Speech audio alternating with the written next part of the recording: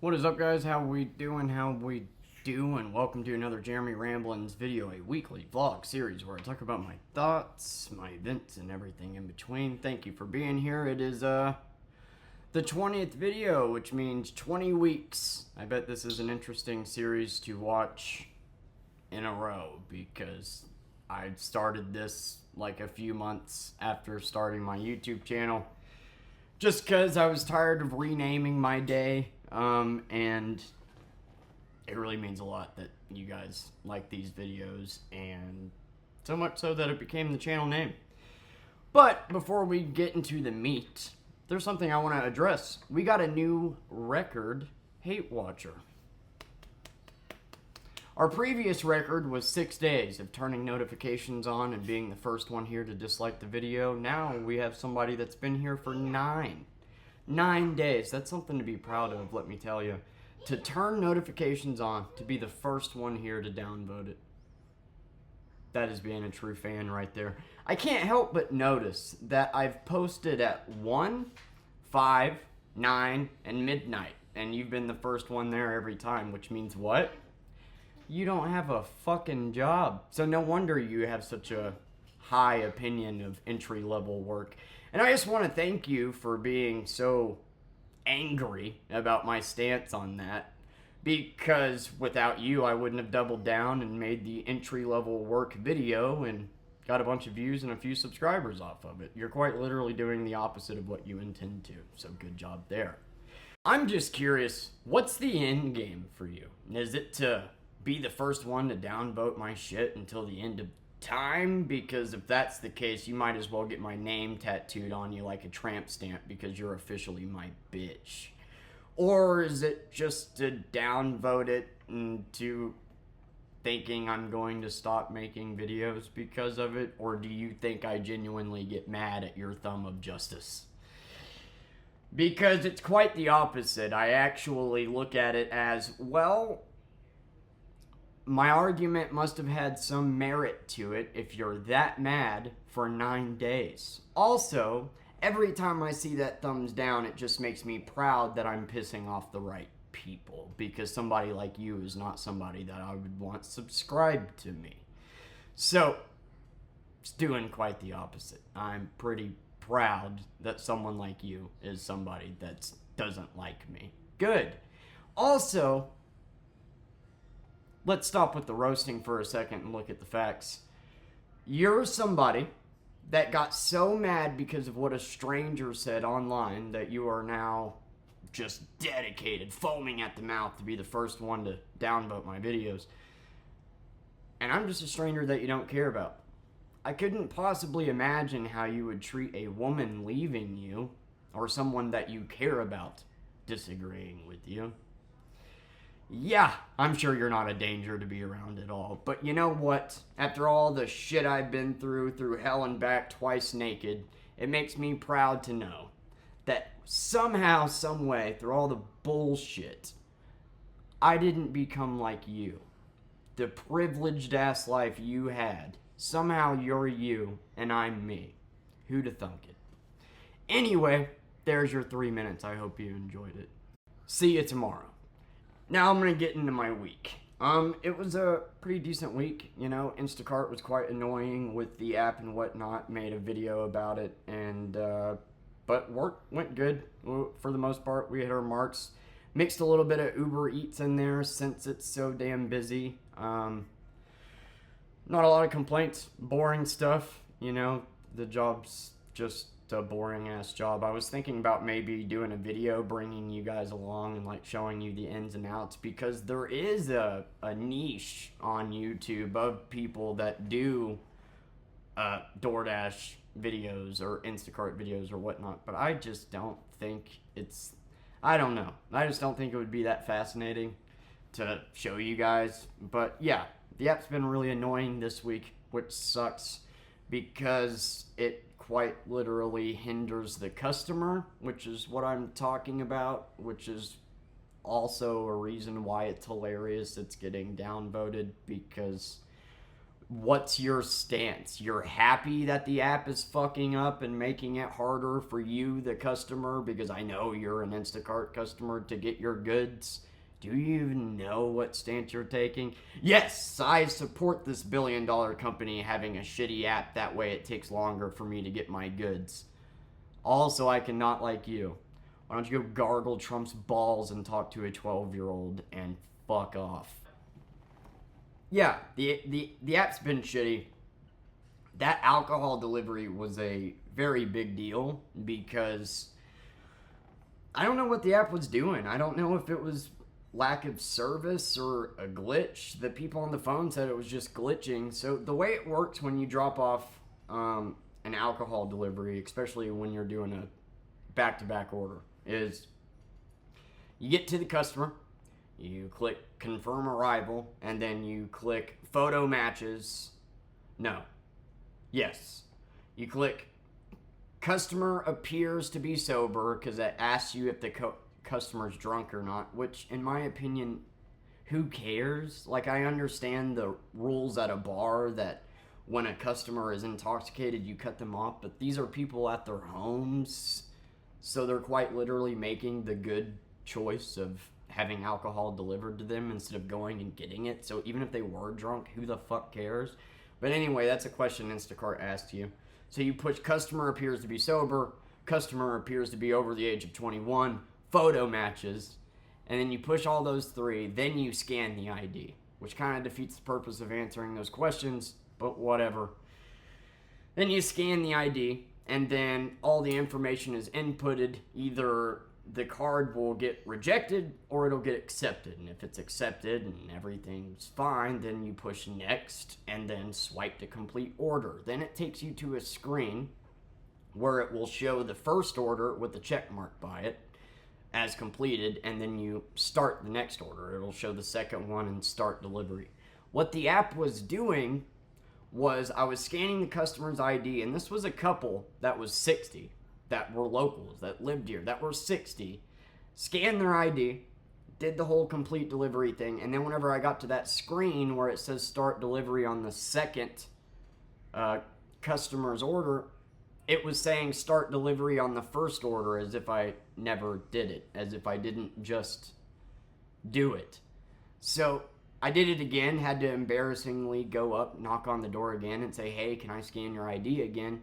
Did it again, and then it quite literally did that again. So no, I wasn't going to knock on the customer's door a third time. At this point, there was clearly a problem with the app, and I can't get the address to the next customer until I call Instacart. So I had to call Instacart, explain them everything that was going on, and they literally said it was a glitch on their end, that they would complete the order.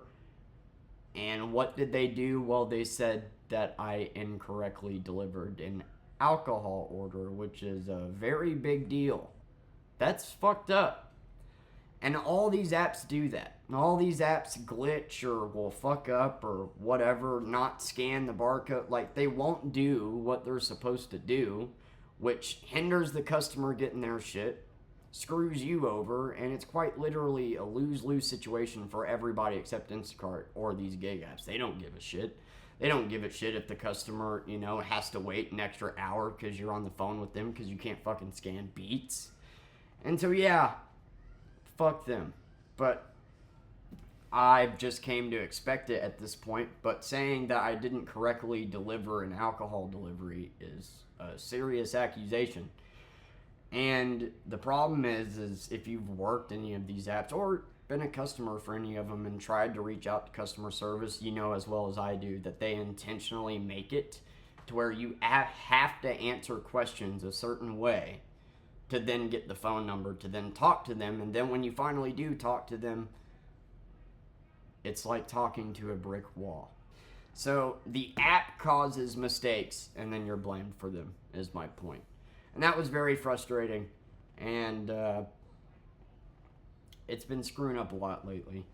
But today had a fantastic order, probably the best order I've ever had. It was $55 for 13 miles and 5 items at Ultra Beauty, I think it's called. And it was getting $200 worth of sunscreen. It was $30 a bottle, which is insane. And the customer is a sweetheart. All the customers have been sweet. I mean, like, the amount of customers that have raised their tip in the last couple months are more than the amount of customers that haven't. So, like, I'm doing a good job with the job and the customers. It's just the fucking app getting in the way. Nothing you can really do about it, but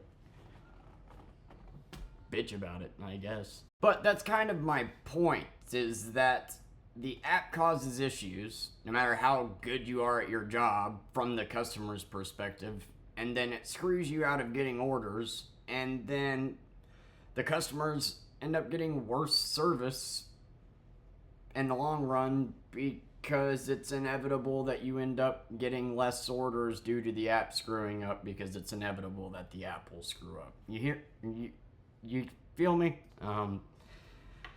But other than that, it's been a decent week. It's been very hot. It is 103 degrees today. It's been 100 all week with 90% humidity, which is just nuts, and which really fucks with my blood sugar and makes me feel like shit. And but other than that, work's been fine. We hit our goal. This week, we're actually off to a damn good start to maybe obliterate that goal. And the weekend was nice. Got a lot of chores done, got everything caught up, got the things that we needed for the house, and didn't really get to stream much, but I did get to stream last night, and appreciate you guys being there. It was a lot of fun. It's always a lot of fun. Me and a subscriber on Twitch were talking about maybe starting a Discord. I don't know what the fuck Discord is, but he was explaining it to me, and that might be something that I do if you guys are interested in that. I thought it was a very good idea, and yeah, so I might make a Discord soon. I don't know. I'm gonna look into it. I literally don't know what it is, but from what he explained to me, it sounds like it could be a cool idea for the channel, and you guys could talk and give feedback on videos or ideas for videos or whatever, you know, for people to come, for people that have been here for a while. Just another way to grow, basically, and make the community a little more, you know, tighter. And yeah, sounds like a good idea. I'm gonna look into it.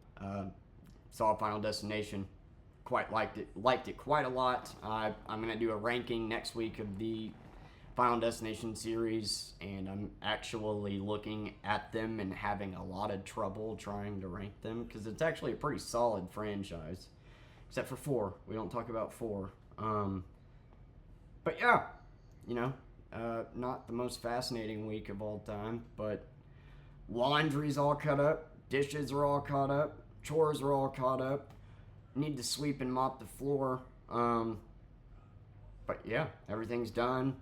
It's the end of the month, and we're officially have all bills paid a little bit early, so maybe we can even end the month with extra money, which would be awesome, to actually be able to fucking save or throw it on the credit card and get that down to 0 like I was talking about.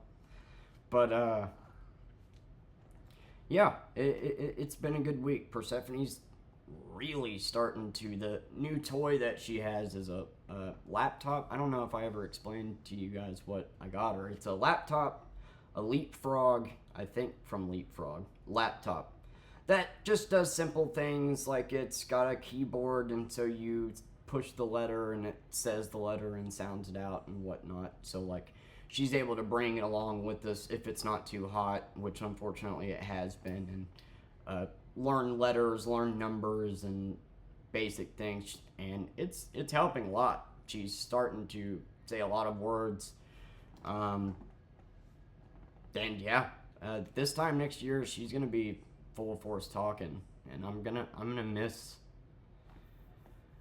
really gonna miss every phase, man. The best advice I can give to an upcoming parent is just enjoy every moment of every phase. Yeah, you're gonna have your annoyances with every phase, sure, especially whenever you're up all night with the baby and whatnot, but that's the only time they're ever gonna be a baby, you know. Each day they're a day older, and then all of a sudden they're crawling, then all of a sudden they're walking, then all of a sudden they're talking, and I'm gonna miss her just babbling. And but yeah, she's starting to get good at talking. She's a little shy. If I put her on like the spot and say this, then she gets shy.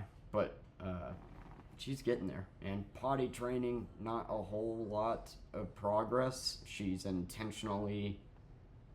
She thinks she's supposed to go in the diaper, and unfortunately I just do not know how to break that line of thinking. Well, we've gotten to where, we got the potty training thing, and we're successfully going and whatnot, but she just will literally hold it and wait to go in the diaper. And even if I set a timer and go out every 20 minutes, go in there and sit down, she's intentionally holding it for the diaper, and I'm not sure how to break that or what to do about that. But we got pull-ups finally, which makes potty training a little bit easier, and I don't know. I genuinely don't know what to do there, other than just be consistent, and it'll take some time, I guess. And then once she's potty trained, then we can start looking at daycare. Now that debts are paid off and everything, we can start looking at daycare. I can start looking at waiting tables again and start making more money.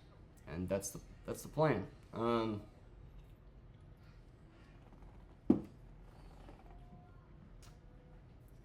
In March, around my birthday, my lease is up. If they don't renew it, which I don't think they won't, knock on wood, but if they don't, I'm entertaining the idea of moving to East Tennessee to be closer to my mom. I know I've talked to about a lot of shit that she's put me through, but the reality of the situation is my mom's on her last legs. She's 75% mentally there, and she can't really talk, and she had her stroke 3 years ago now, and I've only seen her twice. And I just want to be able to spend time with her and put some of these emotions to bed before she's gone. And my grandma, she's getting older, and we don't have the best relationship, but again, like, everybody in my life, my grandmother, my mother, my dad, who I consider to be my dad, who isn't my real dad, they're all got 20 years left max. And so I'm thinking about moving up there to spend time with them. I would like Persephone to get to know them and know her grandparents. She's gonna have a very small family, which sucks. And yeah, so we might be moving to East Tennessee, somewhere in like the Gatlinburg area, which is basically like Branson on steroids. Pigeon Forge is quite literally exactly like Branson, except it's prettier out there. Yeah, I would imagine it would be more expensive to live there, but you got the Smoky Mountains and around that area, not set in stone, it's just an idea. I also need to trade in my car, and if I trade in my car in Tennessee, I can get tags for a flat rate versus here in Missouri, it's 10% of your car's total value, so I shit you not. If you trade in your car and get a $30,000 car, you gotta pay $3,000 to get it tagged and registered, and the first time you tag and register it, you gotta pay, like, my buddy, he got like a $70,000 truck, and he had to pay $3,000 for tags and $3,000 for something else. I don't remember what the hell it was. Property tax, something like that. Or no, it wasn't property tax because it was a one-time thing.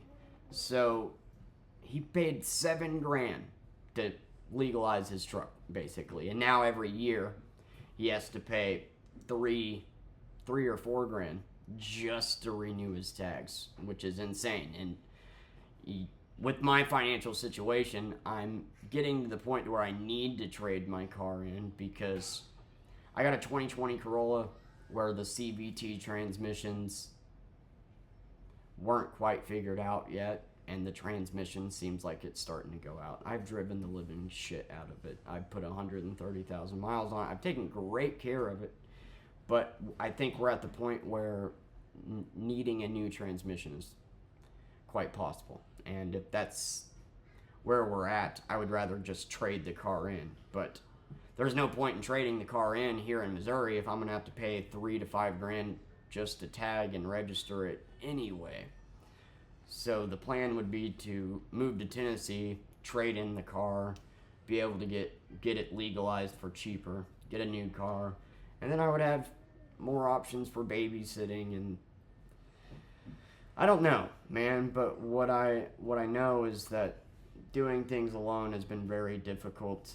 And even if I can put her in daycare, even if I can start waiting tables, start making better money, at the end of the day, all Persephone knows is me. I'm the only person she's ever been around her entire life, even when her mother was here. Her mother was the worst, and that sucks. She needs to socialize. She needs to, see her other family while they're still here. So that may very well be a real possibility in the future that I move to East Tennessee, which is like 10 hours away. If it was up to me, I would move to Pittsburgh. That's where I want to live. And they have a school for journalists there, which I would love to go back to school in. I don't know what I would want to do. Journalism, something math related, but I see the thing is AI is going to replace so many jobs in the future. I think an accountant might be one of them. So if I were to go back to college, it might be for like fucking programming and code writing and shit. That seems to be the fields that are most needed. But I'm really good at math. I've always been interested in journalism. I was once interested in being a lawyer. My passion is film and music, but we'll see. I'm just spitballing ideas. These aren't all things that are going to definitely happen. My lease can very well get renewed and stay here, but I'm just trying to think about long run, because the reality is the little family that I do have aren't getting any younger. And if I stay here, who knows how many more times I'll get to see my mother and my grandmother. I only see them once a year, And more importantly, Persephone needs to get to know them. Even if our relationship isn't the best, moving down there would be more for Persephone, really. I don't know. I just hate the fact that our family is so small, and yeah. And I want to somehow mend things with my mom before she goes. It's really hard seeing her the way that she is, and she I cannot tell you how many times my mother said that if she ever ends up the way that she is now, to just put a bullet in her. It's like she knew, because she legit, for whatever reason, used to say that all the time. That if she, we were watching a show or whatever, and somebody was, basically a vegetable, she would always say, just put a bullet in me. Just put me out of my misery. And that's it. Unfortunately, exactly where she's at. But just spitballing. But the big thing is that debts are paid off now. There's more options, and we'll see. We will see. And I appreciate you guys watching. I love you guys. I appreciate the new people being here, and it's been one hell of a week, or a couple of weeks. And I think that covers it. I think that covers the week, my thoughts, and just out here working, man. And we've successfully came up with all of our bills a little bit early, which is great. Debts are paid off. So yeah. I love you guys, and I will see you tomorrow.